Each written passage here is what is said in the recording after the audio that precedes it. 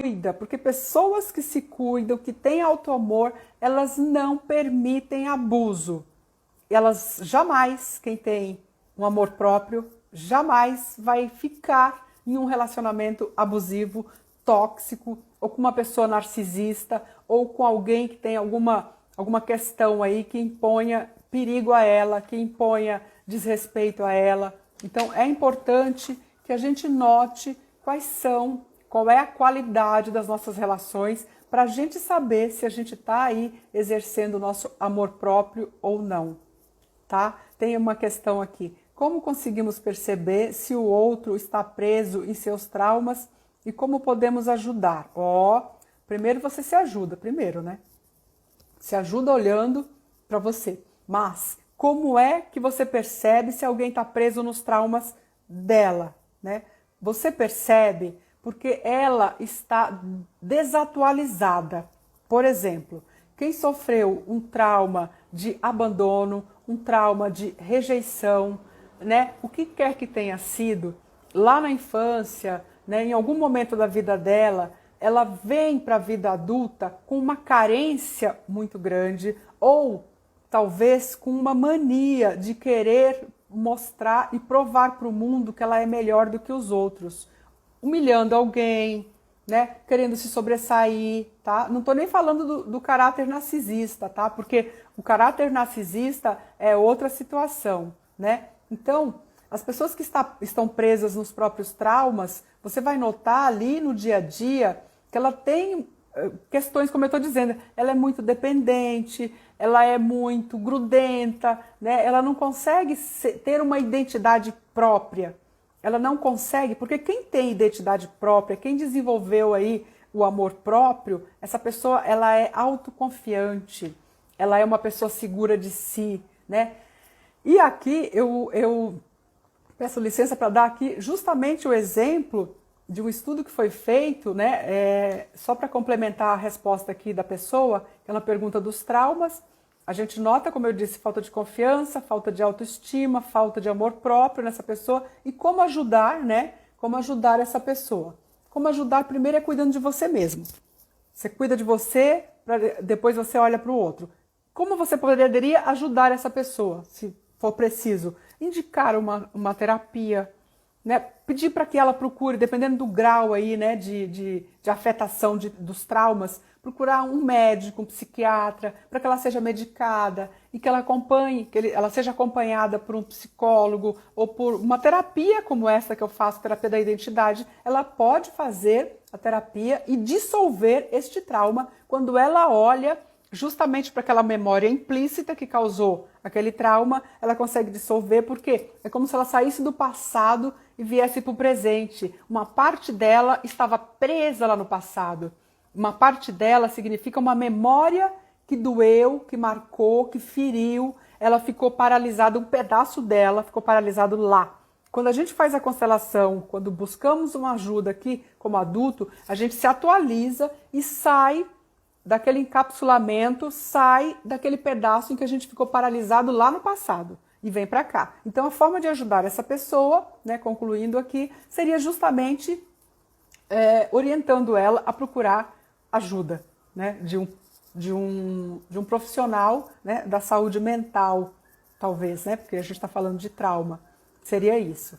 Espero ter respondido. E agora falando, como eu iniciei aqui, dos astronautas, foi feita uma pesquisa em que os astronautas eles têm um auto-amor, uma autoconfiança, uma segurança maior do que a população comum, né, vamos dizer. Porque são pessoas que foram criadas com famílias em uma estabilidade, né, com famílias que se importaram com essa criança, que deram aí apoio, que deram incentivo, que estimularam essas crianças a terem cuidado com elas mesmas, deram importância para essas crianças, né? Eu te amo, eu cuido, eu estou aqui se você precisar. Porque quando a gente sabe que tem uma família ou alguém atrás da gente que a gente possa confiar, em que a gente possa, de algum modo, relaxar, porque tem pessoas, né, depois da gente que vão nos auxiliar, uma família, por exemplo, quando a gente tem isso,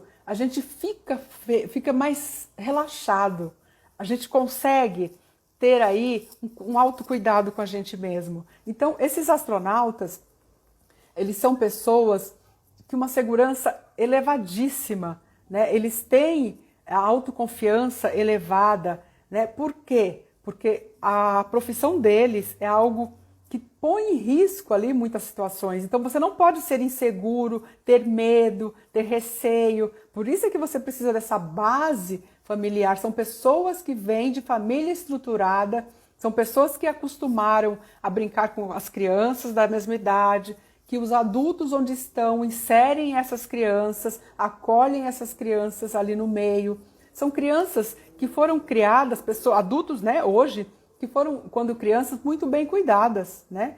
Com amor, com carinho, com proteção, com segurança, coisas que normalmente, né, a população geral, principalmente a gente aqui no Brasil, não teve, né? A gente não teve muito desses cuidados, né? É por isso que a gente cresce com essa falta do amor próprio, né? Justamente porque nós não tivemos essa base na família.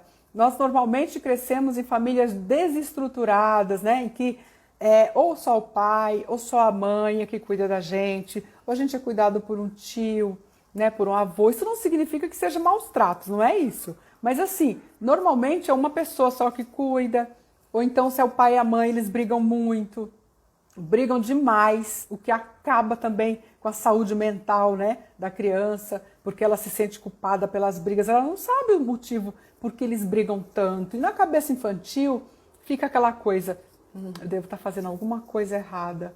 Ai, se eu fosse mais bonito, se eu fosse mais inteligente, meus pais não brigariam tanto. Porque a criança fantasia, ela entra nesse mundo de imaginar as coisas, né? Então, gente, é importante a gente falar aqui. Eu quero assim, estou falando com adultos e também com adultos que são pais, adultos que serão pais, né? É importantíssimo a gente cuidar, explicar para as crianças o que está acontecendo.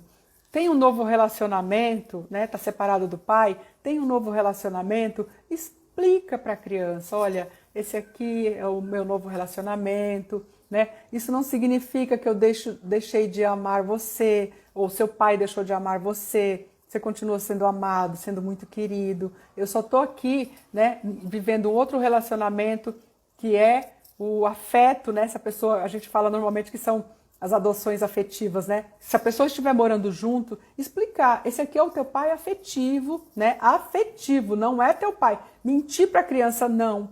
A criança às vezes está com 2 anos, 3 anos, você entra num novo relacionamento e aí incute na cabeça da criança de que aquele ali é o pai dela. O pai biológico nem existe para a criança. Isso não é saudável, né, gente? É mentira. E essa criança sabe que é mentira, só que ela finge que não sabe. Ela finge porque ela cresce com aquela ferida e aí ela fica ali quietinha porque ela nem sabe direito o que aconteceu. Aquilo virou uma confusão na cabeça dela. Uma confusão. Então é bom explicar sempre para as crianças o que está acontecendo. Estou me separando do seu pai, um exemplo. Mas não é por sua causa, não tem nada a ver com você. Você é muito amado por nós dois, né? Simplesmente não deu certo o relacionamento.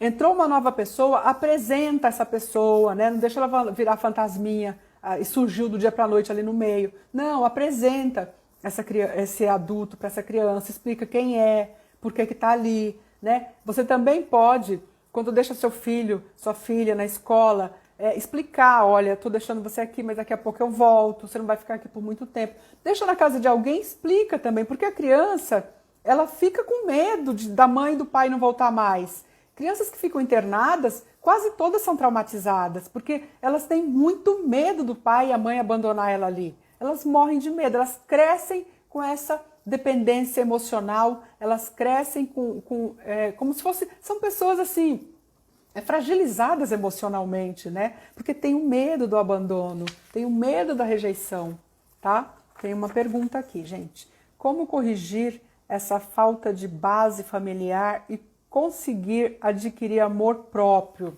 Sim. Como é isso? Houve tudo isso lá no passado, na nossa infância. Não tem como mudar.